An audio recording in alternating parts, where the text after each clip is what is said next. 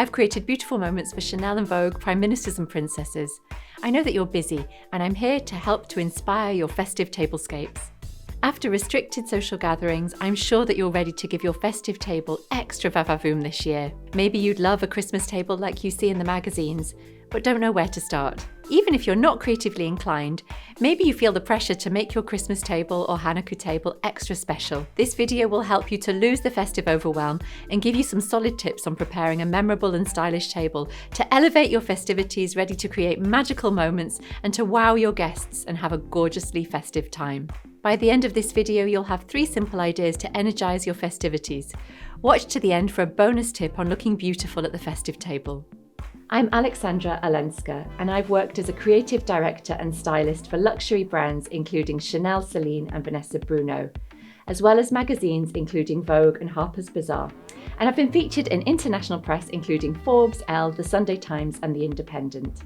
I now help directors and leaders in midlife and beyond to rebalance that work, busy lifestyle you've become accustomed to, because you know life's too short to stay in that career-driven comfort zone.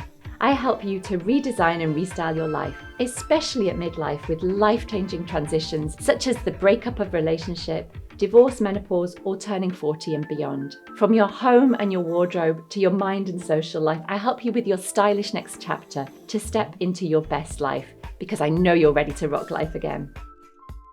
Tip 1, you don't have to be a slave to tradition.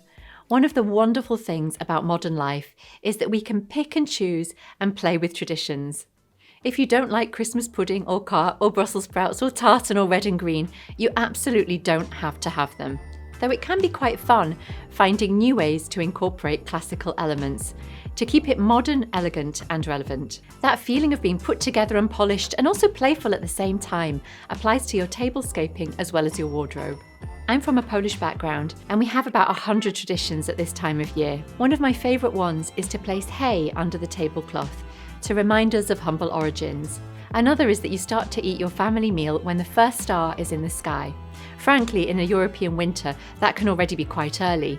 But if you have small children or elderly relatives, lighting a star-shaped candle or turning on the twinkling fairy lights nods to tradition in a personal manner, because today we can give ourselves the liberty to reinterpret traditions and use them in a non-traditional way. Secondly, include personalised details. Handwritten and illustrated touches give that luxury, curated feel to the table, just like you see in magazines and on Instagram, without being ostentatious. This year I'll be including individual handmade crackers containing personalised messages for my loved ones.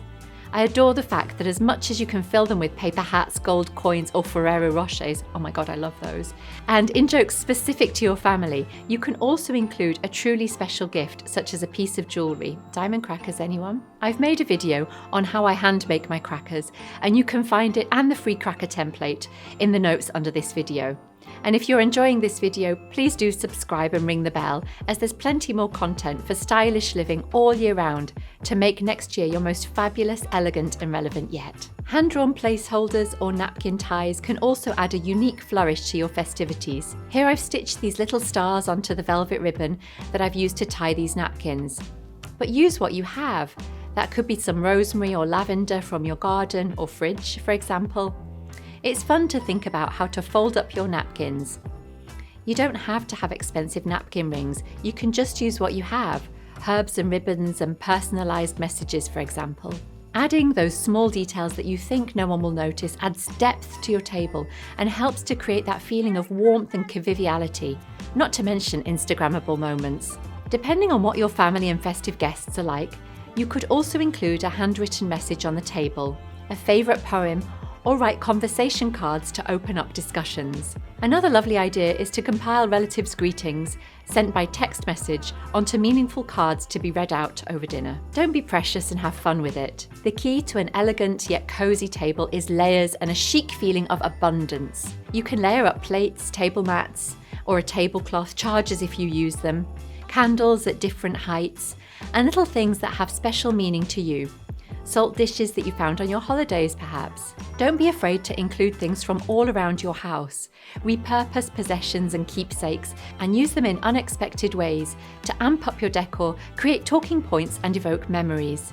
As with all styling, it's often the small details that have the biggest impact, such as flaked Malden sea salt presented in little dishes, or unexpected elements such as crystals and things from all over the home. Likewise, don't be afraid to add a dash of humour, fun salt and pepper shakers or grinders for example.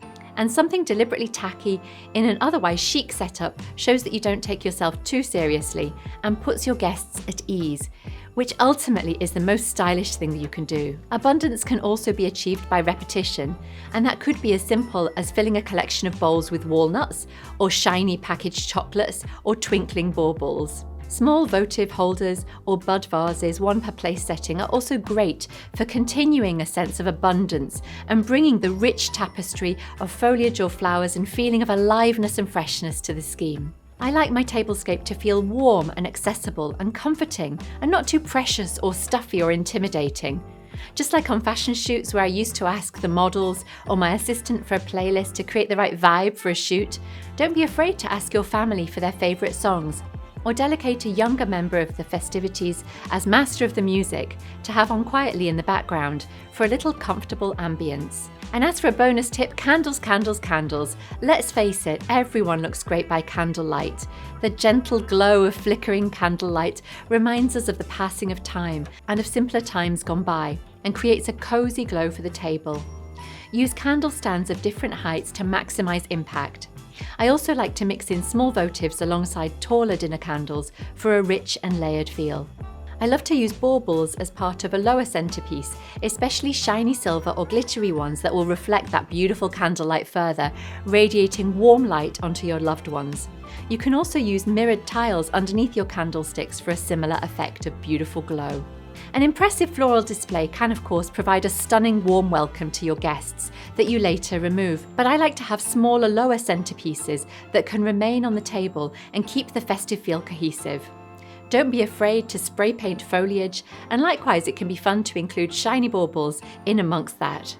This is also really helpful if you've got a really large table, as the smaller pieces can help you to punctuate that large expanse of emptiness before the food arrives. It's important not to have a centerpiece too tall, because the heart of any meal, and especially at this time of bringing loved ones and family together, is to enjoy each other's conversation and company, and you want to be able to see who you're talking to. That's something you really experience in France, and not just at Christmas.